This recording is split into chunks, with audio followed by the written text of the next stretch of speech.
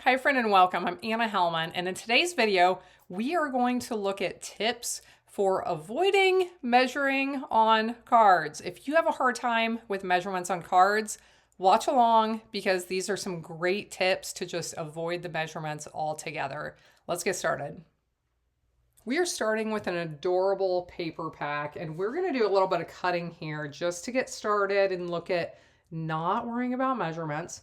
Now, I get a lot of questions about these lines on my trimmer, so I will mention that quickly. I'll link in the video description below to a video where I show this, but I made these lines on my trimmer to make it easier to cut the pieces for my card mats and my card bases because I have my lines here and I just have to line them up with those lines. So I wanted to mention that since I get so many questions about it. So tip number one for cutting designer papers to use on your cards is this. Just start cutting, okay? I am not measuring. I am laying these on my trimmer and I am cutting. And I've shown some videos like this before where you just start cutting pieces, and when you get done, you look at what you have. You can flip some over the back side. Maybe you want to do this with several prints at once, and just start lining them up. These could be two separate backgrounds for cards if you have your card base and then you put this on top, but just start cutting. So for the cards we're going to make today, we're making 3 cards. If you don't like that and you want to play by the rules and you want to cut them the same way I did, here's what I did. I found 3 different prints that coordinated with each other. These are not the ones that will actually be on the cards. These are 3 more. These are all from a paper pack called Full of Life. I love these prints. They are so bright. They're so full of life. They are appropriately named. Okay, so if you don't like the just start cutting and see what you get method, here's what I did. These are 6 by 6 in size. I stacked the 3 on top of each other, lined them up at the 4-inch mark. So I'm going to cut here. So now I have a strip that is 2 inches wide and a strip that's 4 inches wide. For the strip that's 4 inches wide, I'm turning it sideways and putting it back in. I'm lining up at 4 3/4 here. So I'll end up with some pieces that are 4 3/4 and some that are 1 1/4. Then this stack that was 2 inches wide, I'm going to line up at the 5 1/2, and we're going to end up with some little teeny pieces at this end that are 1/2 inch long. So that's what I did to get started. You're going to see here in a moment what I have come up with, but after you do that, then if you have double-sided prints, all of our papers are always double-sided, which I love. If I don't like what's on one side, I pretty much always like the option on the other side. So you can flip those over, mix and match. But let's look at the first card that we're going to finish. These are going to be so simple. And I've done the stamping with a set that I think is super cute. This is called Flying By. And when I first saw it, I just kind of assumed it was for kids. And then the more I looked at it, I thought these are super fun for anyone. Like, I like that it has stuff for kids. It has things that are masculine. If you have a hard time making masculine cards, or if you have 72 flower stamp sets and like one that you can use for men. I hear you. I hear you.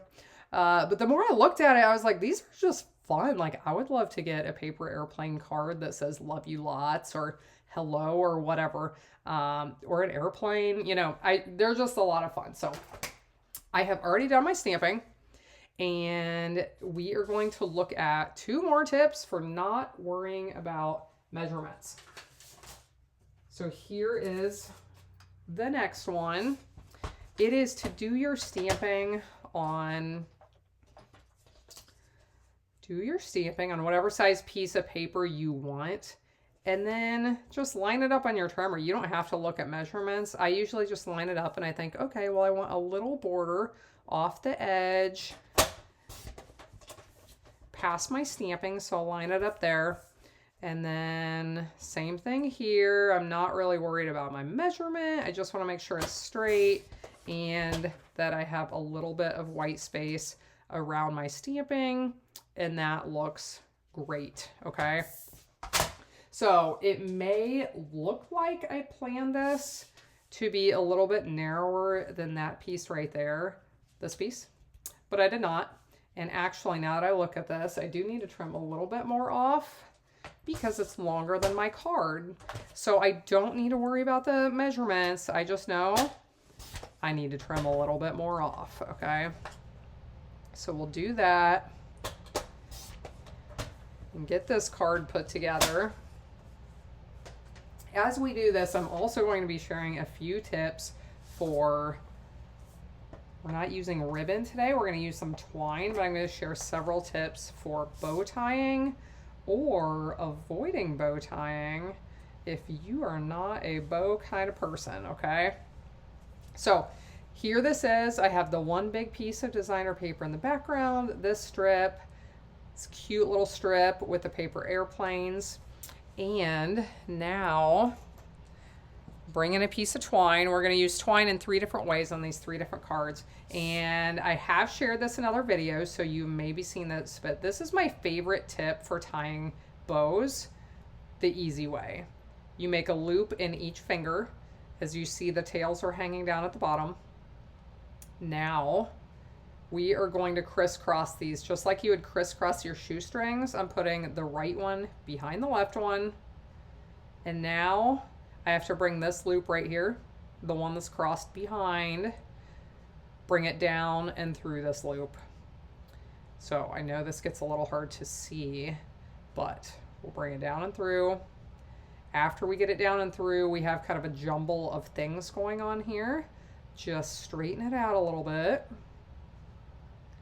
And as you start to get it tied, as you start to get it tight, I should say, just adjust it a little bit more. And you can get really nice, really simple bows this way. This one got a little twisted because I'm on camera, because it's a high pressure moment. That's what happens, right? But we're gonna use it anyway because, friends, nothing in life is perfect. The moment we try to make, oh, where do I want to put this? I don't want to cover up all my fun things that I just created. Okay, and then I will trim the ends off in just a little bit, okay? So, cute, simple card. Didn't have to worry about the measurements. Let's move on to the second one. So here's another one. Here is that lovely background. Is this not like an amazing print? I love this. So here is a tag that I stamped, the little airplane with the thanks.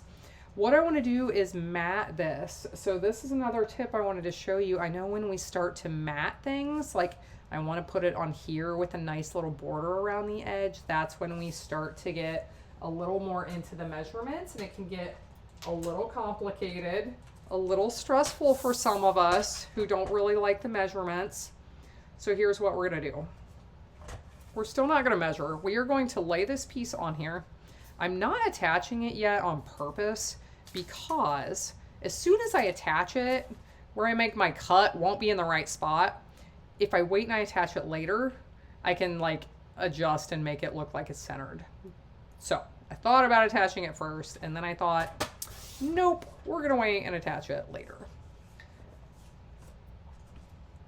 Okay, so we have this piece. And then I'm going to do the same thing this direction and just look to see where my cut is going to be. So I have a little bit of border there.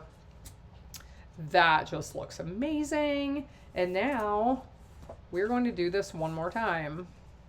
I want to have another piece with the Lost Lagoon behind it. This one is going to be a little bit narrower, or I'm attempting to make it narrower. We'll see how it actually turns out, but either way, I'm not stressing about it because card making is fun, not stressful. And now let's get these attached together. So, do you ever find it funny? I'm chuckling inside my head right now because when you flip over paper that is the same on both sides, like, why did I just flip that over? Because it's the same on both sides, and I could have just put the tape on the top and then flipped it over once.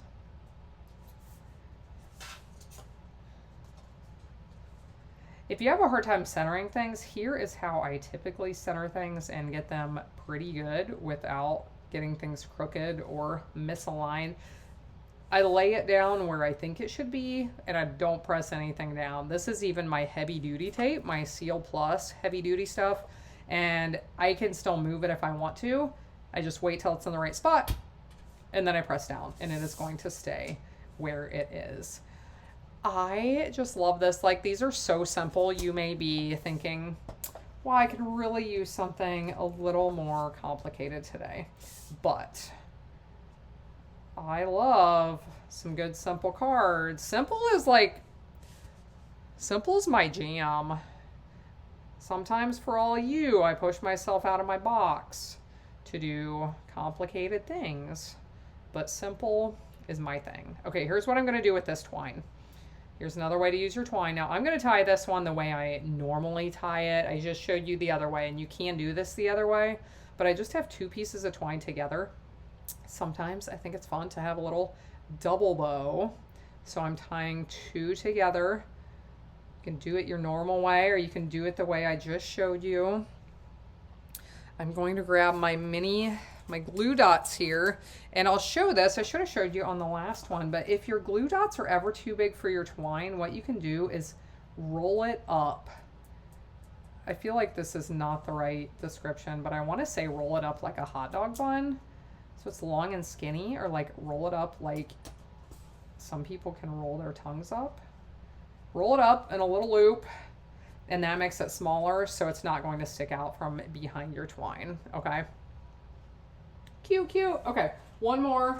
Last but not least, we have the little spaceship. So I've stamped this on here and have two pieces of those designer papers that I brought in.